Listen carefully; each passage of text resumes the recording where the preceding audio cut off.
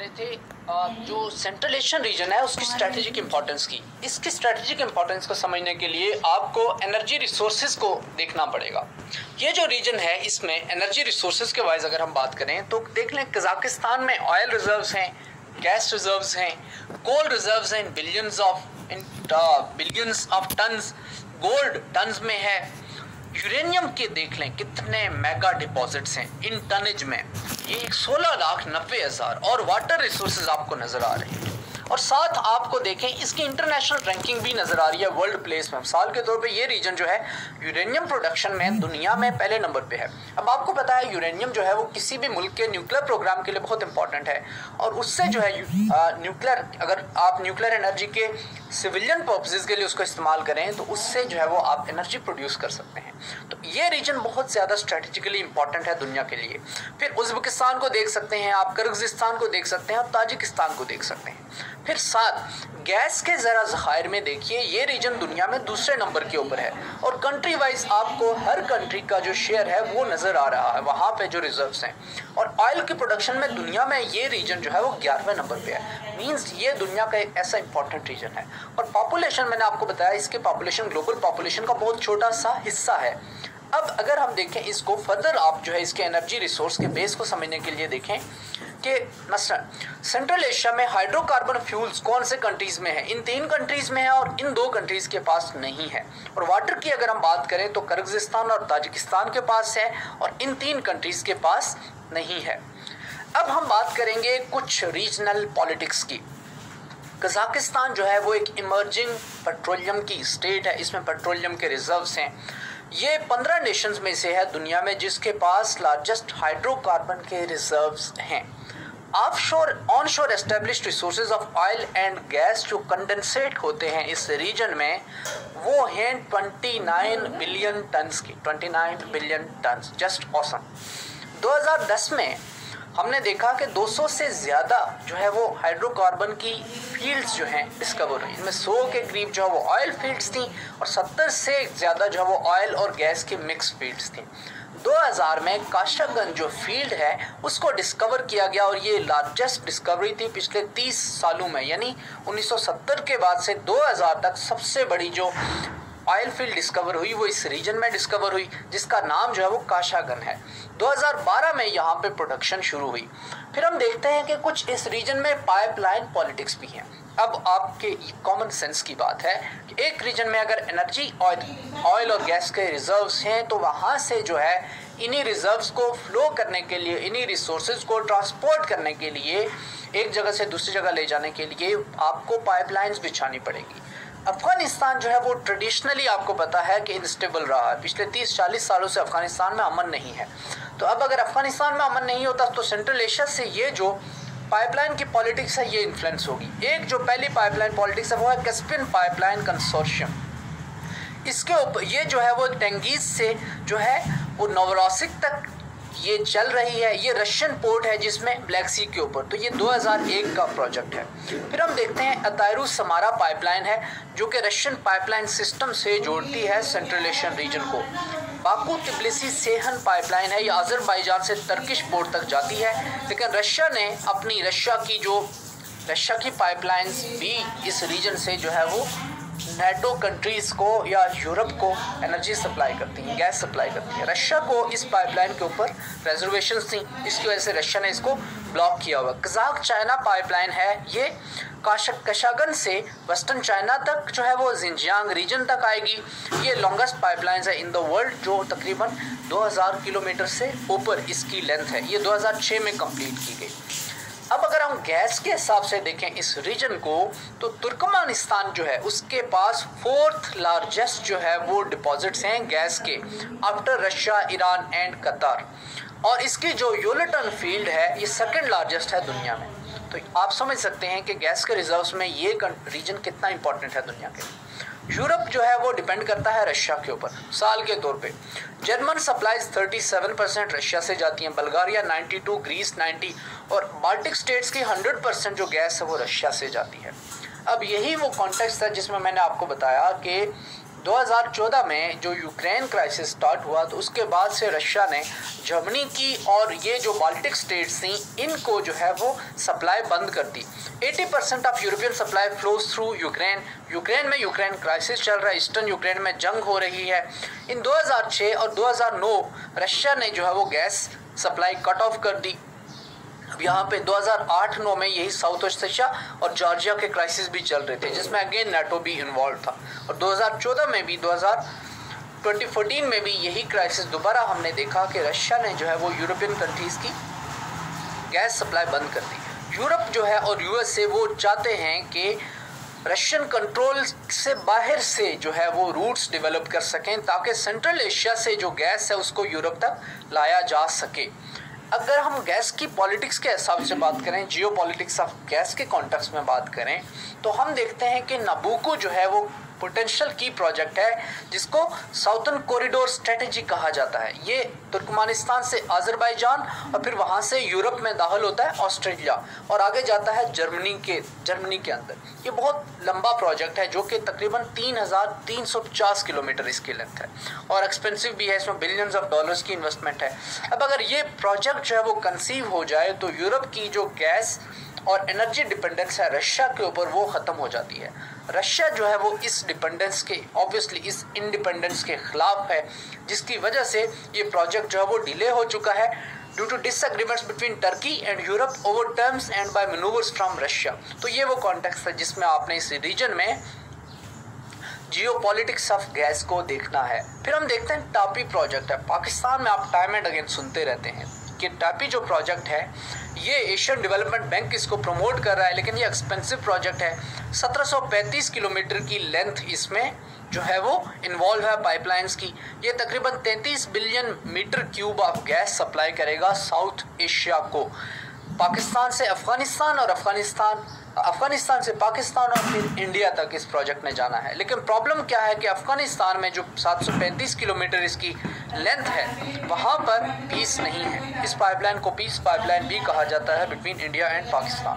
तो अफ़गानिस्तान में इंस्टेबिलिटी की वजह से ये पाइपलाइन जो है वो अभी कोई नियर फ्यूचर में एग्जीक्यूट होते नहीं नज़र आ रही।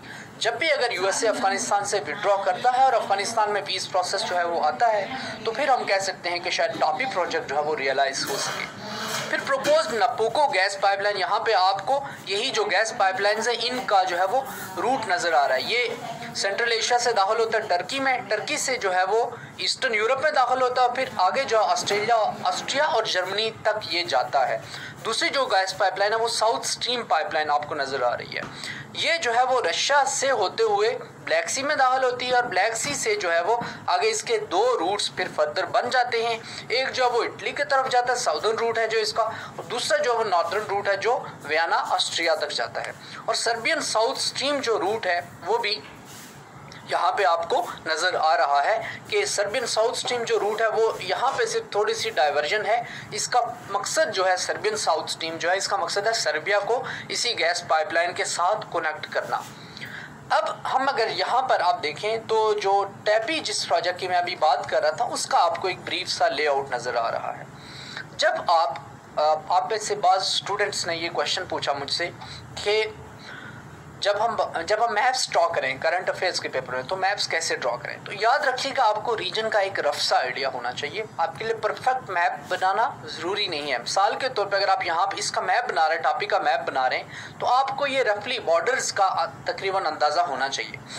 एग्जैक्ट लोकेशन कंट्रीज़ की याद होनी चाहिए। यहाँ पे पाकिस्तान है तो यहाँ पे ईस्ट में इंडिया है और यहाँ पे फिर पाकिस्तान के ऊपर इस तरह से अफ़गानिस्तान कहीं पे आके, और इस तरह वेस्ट की साइड पे ईरान है, यहाँ पे टर्कमेनिस्तान है और इधर उज़्बेकिस्तान है। अब जब आप टापी का प्रोजेक्ट बना रहे हो या टापी की गैस पाइपलाइन शो कर रहे हो तो यहाँ से आप स्टार्ट करें तुर्कमेनिस्तान से, अफ़गानिस्तान में से होते हुए पाकिस्तान से होते हुए ऐसे न्यू दिल्ली तक। तो आपकी रफ सी प्लेसमेंट और रफ सा मैप हो, ज़रूरी नहीं है कि आप एग्जैक्ट मैप बना के उसको बताएं।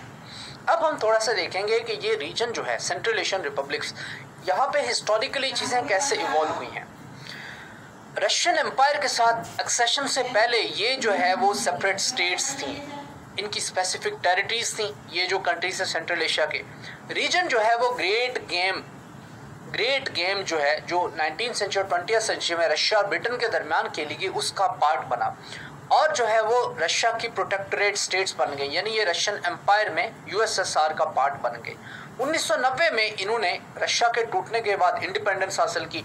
91 से 94 तक इनके क्लोज रिलेशंस थे विद रशिया, लेकिन 94 से ऑनवर्ड 95 में यूएस से इस रीजन में इंटर होता है और इनका जो है वो इंडिपेंडेंट पॉलिटिकल, मॉरल और फाइनेंशियल असिस्टेंस वेस्ट की मदद से इन्होंने अपने सिस्टम्स इवॉल्व करने शुरू कर दिए। यानी 95 से इन्होंने रशिया के इन्फ्लुएंस से मूव आउट करना शुरू कर दिया। 1999 में हम देखते हैं कि ये ऐसा पीरियड है कि जब सेंट्रल एशियन रिपब्लिक्स जो है वो regional structures like CIS, Commonwealth of independent state, जो मैंने आपसे बात की थी कि जो रशिया के अंडर ऑर्गेनाइजेशन बनाई थी इन्होंने रशिया के टूटने के बाद, CIS जिसको, ये उसके साथ डिसइल्यूजन हो गई क्योंकि रशिया इनकी नीड्स को फंड नहीं कर पा रहा था। ये कंट्रीज जो है वो इकोनॉमिक मस का शिकार थे और इकोनॉमिक डेवलपमेंट के लिए इनको वेस्ट की इन्वेस्टमेंट की ज़रूरत थी और इनके जो रिलेशंस थे वो वेस्ट के तरफ जो है वो टिल्ट होने लगे ये कंट्रीज।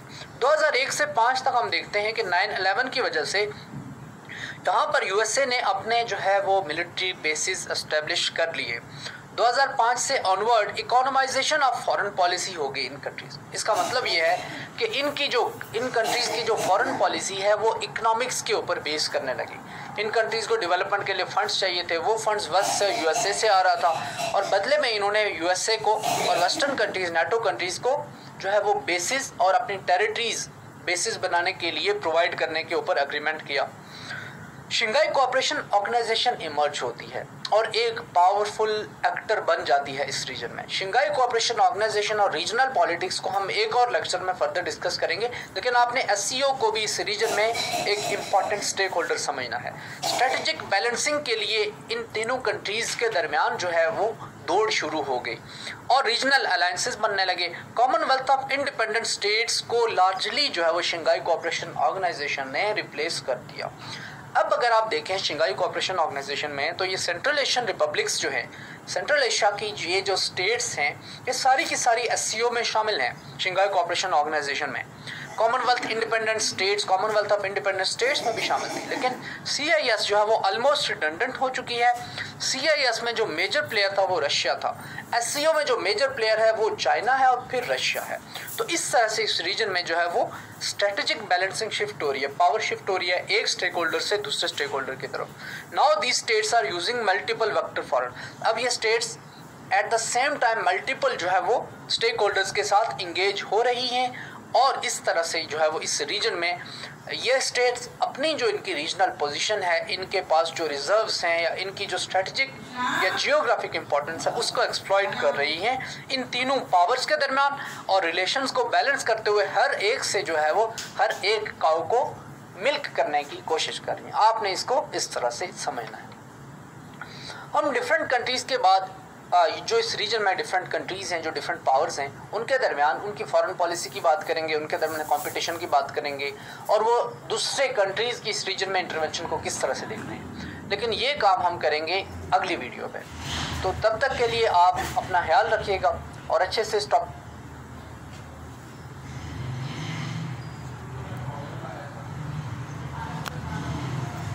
अस्सलाम वालेकुम एस्पिरेंट्स। CSS के करंट अफेयर्स के पेपर में रीजनल पॉलिटिक्स और रीजनल सिक्योरिटी के कॉन्टेक्स्ट में भी आमतौर पे सवाल पूछे जाते हैं। आज का जो हमारा टॉपिक है वो है new great game. New great game एक ऐसा टॉपिक है जो कि सेंट्रल एशियन रिपब्लिक्स के रीजन में इंटरनेशनल पावर्स के दरमियान कंपटीशन को न्यू ग्रेट गेम कहा जाता है। और हम आज के इस टॉपिक में देखेंगे कि 21st सेंचुरी में एक पहले ग्रेट गेम थी 19th सेंचुरी में और 20th सेंचुरी में। तो कोल्ड वार के एंड के बाद जो सेंट्रल एशियन रीजन है या सेंट्रल एशियन रिपब्लिक्स हैं, वहाँ पर इंटरनेशनल पावर्स के दरमियान किस तरह से political competition, strategic competition, energy politics और ऑयल पॉलिटिक्स किस तरह से इस रीजन की सिक्योरिटी को शेप कर रही हैं। अब हम यहाँ पे देखते हैं सर हेरल्ड मैकिंडर ने, इनकी बुक है the geographical pivot of history, इसमें इन्होंने कहा who rules east Europe he commands the heartland and who rules the heartland he commands the world island. और जो वर्ल्ड आइलैंड को कमांड करेगा वो जो है वो वर्ल्ड को कमांड करेगा। तो बुनियादी तौर पे ये इनकी जो बात है उसका मकसद ये है कि जो यूरेशियन रीजन है जिसमें रशिया के पार्ट्स हैं, सेंट्रल एशिया के पार्ट्स हैं, ईस्टर्न यूरोप के पार्ट्स हैं और पर्शियन गल्फ का जो रीजन है, इस रीजन के ऊपर जिसका स्ट्रेटेजिक कंट्रोल होगा वो बुनियादी तौर पे दुनिया की खजाने की कुंजियाँ या इंटरनेशनल ऑर्डर या इंटरनेशनल जो अभी दुनिया में जो ग्लोबल ऑर्डर बन रहा है उसके टॉप के ऊपर वो कंट्री बैठा होगा। अब जियोग्राफी जो है वो एक और हम देखते हैं कि जियोग्राफी की वजह से अनइक्वल अपॉर्चुनिटीज़ क्रिएट होती हैं which in turn leads to unequal growth which ultimately leads to war. तो यही वो रीज़न है कि सेंट्रल एशियन जो कंट्रीज़ हैं इनमें अनइक्वल अपॉर्चुनिटीज़ क्यों? Due to this reason of geography, इसकी वजह से अनइक्वल ग्रोथ है और जिसकी वजह से ग्रेट पावर्स के दरमियान वॉर होगी। अब हम देखते हैं यहाँ पर अगर मैं आपको जो रीजन नज़र आ रहा है सेंट्रल एशिया का, इसको जो है वो सेंट्रल एशियन रिपब्लिक्स, और ये रीजन जो है वो ग्रेट पावर पॉलिटिक्स का जो है वो नया थिएटर बना हुआ है। और यहाँ पर ही ये जो इंटरनेशनल पावर्स हैं जिनमें एक तरफ चाइना जो है वो ईस्ट से आ रहा है, ऊपर जो है वो रशिया है वो जो है नॉर्थ से आ रहा है, और यूएसए की प्रेजेंस भी इस रीजन में है। तो यूएसए की प्रेजेंस और यहाँ पे ईस्ट की तरफ से जो है वो नेटो का इन्फ्लुएंस भी बढ़ रहा है। तो ये जो 3-4 मेजर पावर्स हैं ग्लोबल, इनका जो इन्फ्लुएंस है सेंट्रल एशियन रिपब्लिक्स में या सेंट्रल एशियन रीजन में, उसको कहा जाता है कि ये न्यू ग्रेट गेम है। जब आप CSS के करंट अफेयर्स के पेपर में मैप्स बनाएं, क्योंकि बाज़ एस्पिरेंट्स ने मुझसे मैप्स के बारे में पूछा कि किस तरह से बनाए जाएं, तो याद रखें कि आपको रफली इन बॉर्डर्स का आइडिया होना चाहिए। जिस तरह से कज़ाकिस्तान है तो कज़ाकिस्तान का बॉर्डर ऐसे बन रहा है, तो आपको रफली इसके बॉर्डर का आइडिया होना चाहिए। जहाँ पे कैस्पियन सी है तो कैस्पियन सी की आपको रफ शेप पता हो, यहाँ पे अगर उज़्बेकिस्तान है तो उज़्बेकिस्तान की रफ शेप आपको पता हो, और किर्गिज़स्तान की रफ शेप पता हो, और उनकी एग्जैक्ट लोकेशन भी पता हो। तो बुनियादी तौर पर इनके बॉर्डर्स ड्रा करने आपको आने चाहिए। यहाँ पे अफगानिस्तान है तो अफगानिस्तान आ जाएगा, इधर पाकिस्तान आ जाएगा। तो इस तरह से आपको मैप्स ड्रॉ करने आने चाहिए। न्यू ग्रेट गेम, अब हम देखते हैं कि न्यू ग्रेट गेम की थ्योरी क्या है। न्यू ग्रेट गेम, थोड़ा सा हिस्टोरिकल कॉन्टेक्स्ट। 20वीं सदी में और 19वीं सदी में सेंट्रल एशियन रिपब्लिक्स में जो दो वर्ल्ड पावर्स के दरमियान कंपटीशन चल रहा था, नॉर्थ से जो है वो उस वक़्त रशिया या रशियन फेडरेशन या USSR जिसको बाद में कहा गया, नॉर्थ से वो साउथ की तरफ बढ़ रहा था, पर्शियन गल्फ की तरफ, और साउथ में यहाँ पर साउथ एशिया में यहाँ पर ब्रिटिश एम्पायर की जहाँ पर कॉलोनिस्ट जो पावर्स थी, जहाँ पर क्राउन की हुकूमत थी। तो क्राउन जो है उनके क्राउन की का जो रीजन था, एरिया ऑफ इन्फ्लुएंस जो साउथ एशिया था, और ऊपर जो रशिया था वो सेंट्रल एशिया में बैठा हुआ था। इनके दरमियान जो उस वक्त इस रीजन में पावर का कंपटीशन चल रहा था, उसको जो है वो इस रीजन में कहा जाता है कि वो ग्रेट गेम थी। उस वक़्त ये समझा जा रहा था, क्योंकि उस वक़्त रशिया जो है वो एक ग्लोबल सुपर पावर था और यूके भी एक सुपर पावर था, ये समझा जा रहा था कि जो USSR है या रशियन फेडरेशन है वो जो पर्शियन गल्फ जो है यहाँ तक कब्ज़ा करना चाहती है। जो वार्म वाटर्स थ्योरी बाद में 1980s में अफ़गानिस्तान में USSR की इंटरवेंशन की रीज़न बताई जाती है, वही वार्म वाटर्स थ्योरी जो है वो ग्रेट गेम के पीछे भी थी। तो वार्म वाटर्स थ्योरी ये थी कि रशिया जो है उसके पास जो है वो कोल्ड पोर्ट्स हैं, रशिया के पास जो है वो कोई हॉट वाटर पोर्ट नहीं है।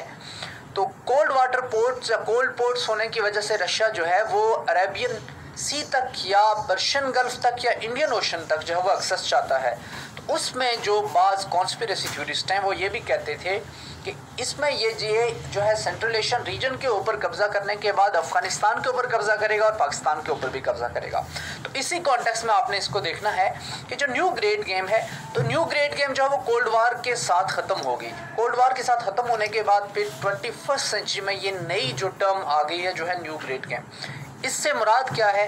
Game where Central Asia and Caucasus, Central Asia और जो कॉकेश एशिया कोचक का रीजन है वो are the subjects of chess board pawns, ये चेस बोर्ड की तरह है between great powers like USA, Russia and China, for regional and global dominance. तो इस रीजन में डोमिनेंस के लिए और ग्लोबल लेवल के ऊपर डोमिनेंस के लिए ये तीन जो ग्लोबल पावर्स हैं, इनके दरम्यान आप समझ लें कि ये चेस का कंपटीशन है। यहाँ पर टारगेट क्या है? यहाँ पर टारगेट है ऑयल और गैस के रिजर्व्स। अभी हम शॉर्टली देखेंगे कि सेंट्रल एशिया में ये जो ग्लोबल पावर्स हैं ये क्यों इंटरवेंशन कर रही हैं, इनके इंटरेस्ट क्या हैं, जिसकी वजह से ये इस रीजन में अपनी प्रेजेंस को मेंटेन रखना चाहती हैं, जिसकी वजह से इस रीजन में कन्फ्रंटेशन हो रही है इनकी। सबसे पहले तो ये बात आप ज़हन में रख लें कि इस रीजन में ह्यूज हाइड्रोकार्बन के रिसोर्सेज हैं। कनेक्टिविटी, ये रीजन जो है वो पर्शियन गल्फ के पास है। अफगानिस्तान और पाकिस्तान जो है वो सेंट्रल एशिया से कनेक्ट होते हैं। इन दोनों रीजन्स की अपनी इंपॉर्टेंस है। अफगानिस्तान में यूनाइटेड स्टेट्स ऑफ अमेरिका बैठा हुआ है, इंडियन ओशन के साथ जो है वो करीब है, और एशिया पैसिफिक ओशन तक भी जो है वो इस रीजन को एक्सेस हासिल है। अब इस सारे रीजन में जो भी आप, इससे पहले हमने बेल्ट एंड रोड इनिशिएटिव का टॉपिक किया, हम पैसिफिक ओशन और इंडियन ओशन को भी डिटेल में देखेंगे।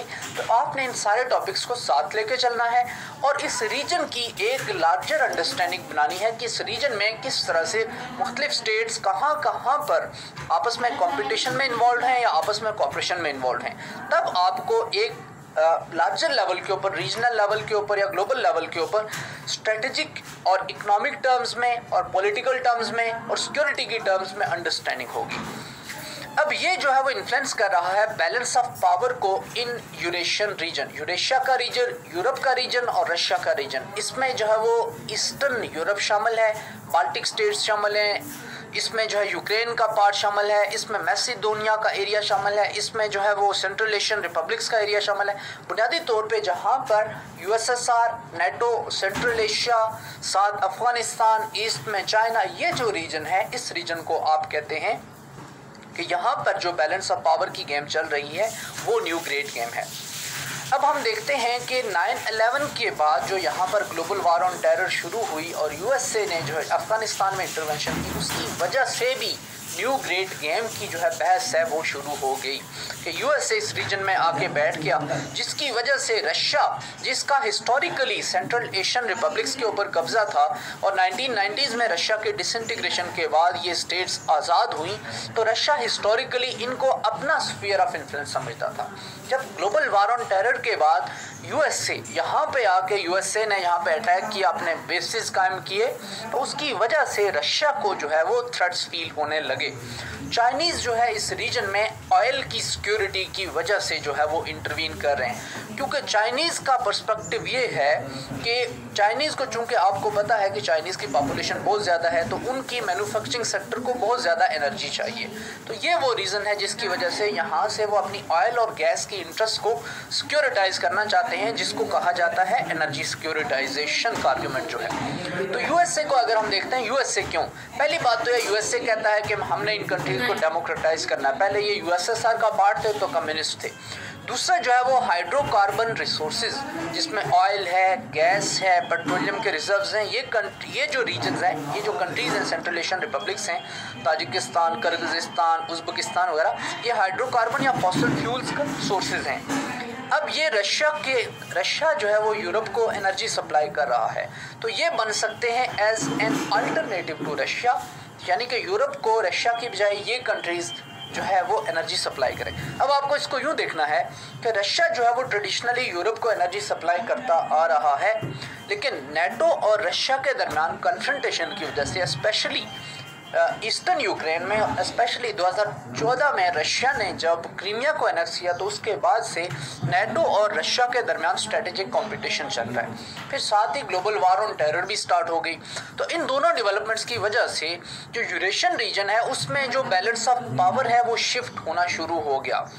इस वजह से कई दफ़ा जो है टाइम एंड अगेन 2014 में रशिया ने जो है वो यूरोप की गैस सप्लाई बंद कर दी, जर्मनी की गैस सप्लाई बंद कर दी। तो उसके बाद से जो है, और यूक्रेन की भी एनर्जी सप्लाई रशिया ने बंद कर दी। उसके बाद से ये जो यूरोप के कंट्रीज़ हैं, इन्होंने कहा कि हमें अल्टरनेटिव एनर्जी के वेन्यूज चाहिए, हमें अल्टरनेटिव एनर्जी के सोर्सेज चाहिए। उसमें जो है ये सेंट्रल एशियन रिपब्लिक्स की तरफ देखने लगे। इसमें आपको ये भी बात समझने की ज़रूरत है कि नाटो और रशिया के दरमियान ये जो बढ़ता हुआ कंपटीशन था, इसमें यूएसए इसलिए इन्वॉल्व था। एक तरफ तो USA global war on terror के प्रिटेक्स्ट के ऊपर अफगानिस्तान में बैठा हुआ था, और दूसरी तरफ जो है वो यूएसए नाटो को इस्तेमाल कर रहा था, या नाटो की फोर्सेस के साथ मिलकर अफगानिस्तान में तालिबान के खिलाफ जंग लड़ रहा था, जिसको वो इंटरनेशनल सिक्योरिटी असिस्टेंस फोर्सेस का नाम उन्होंने दिया। तो ये वो कॉन्टेक्स्ट है कि जिसमें आपने इसको समझना है। फिर हम देखते हैं कि 9/11 के बाद ग्लोबल वार ऑन टेरर हुई और यूएसए ने इस रीजन में सेंट्रल एशियन रीजन्स में, सेंट्रल एशियन रिपब्लिक्स में बेसिस कायम किए। 2 बेसिस, एक मनास बेस था और दूसरा जो है वो करशी खानाबाद बेस है। ये यूएसए ने इस रीजन में बेसिस एस्टेब्लिश कर लिए। अफगानिस्तान में जो है वो यूएसए ने जो है कई बेसिस एस्टेब्लिश किए। तो अफगानिस्तान में ये जो बेसिस एस्टेब्लिश करना है, और ये मनास बेस है जो, और करशी खानाबाद बेस है, इनको एस्टेब्लिश करने के बाद से जो चाइना है और रशिया है, इन दोनों को यूएसए की इस रीजन में प्रेजेंस से अपनी सिक्योरिटी खतरे में नजर आने लगी।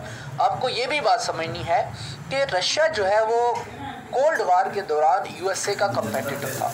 1990s में रशिया यूएस के साथ डिसइंटीग्रेशन के बाद से वो थ्रेट टू सम एक्सटेंट कम हो गया, लेकिन पुतिन के आने के बाद 2004-5 में, रादर आई शुड से 2008 में, जब रशिया ने साउथ ओसेशिया के ऊपर अटैक किया, जॉर्जिया की लैंड थी, और उसको ट्रैम्पल कर दिया, तो उसके बाद से एक रिसर्जेंट रशिया हमें उभरता नज़र आ रहा है।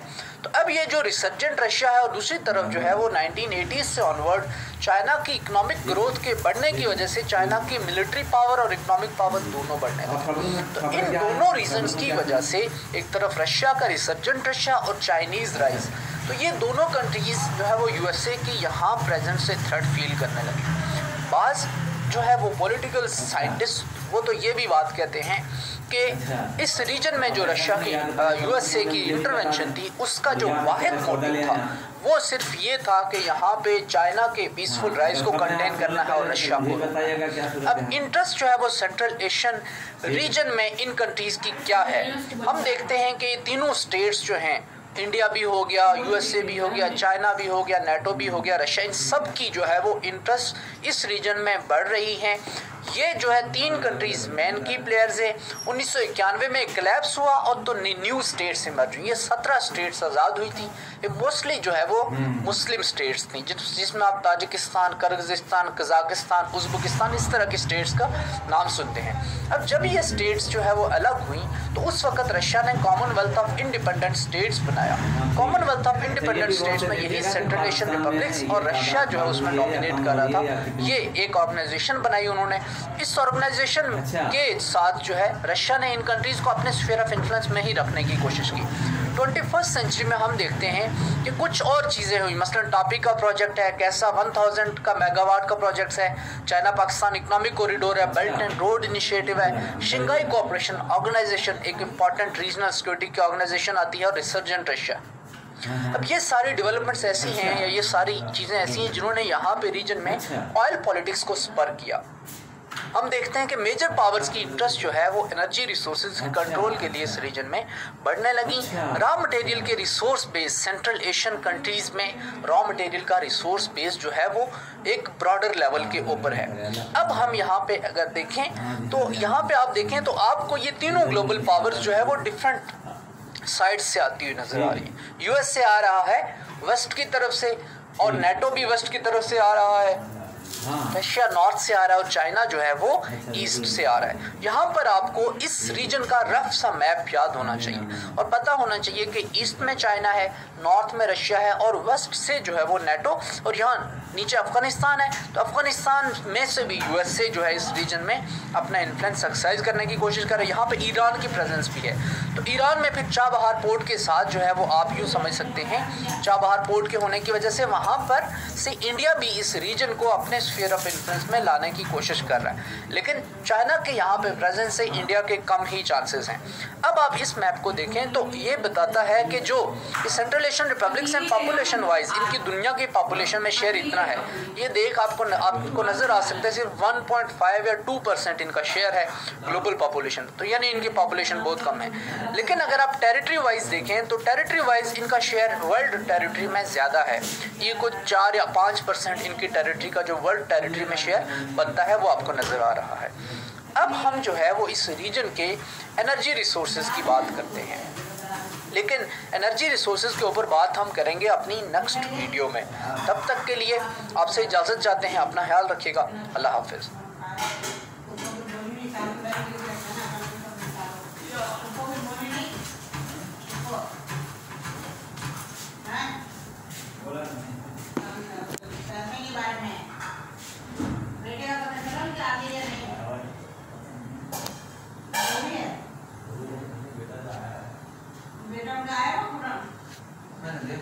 आता तो है।